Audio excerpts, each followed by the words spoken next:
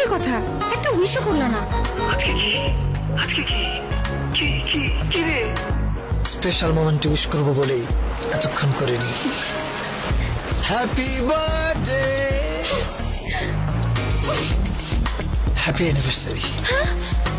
তুমি এই দিনটাতে প্রথম আমাকে শাড়ি পরে দেখেছিলে, বলেছিলে এরপর থেকে আজীবন তুমি এই দিনকে বিশ্ব শাড়ি দিবস হিসেবে পালন করবে। এই হয়, বিয়ের পর কিছুই মনে থাকে না। যাও। ভাইয়া, এত কিছু মনে রেখে জীবনে চলবেন কি করে?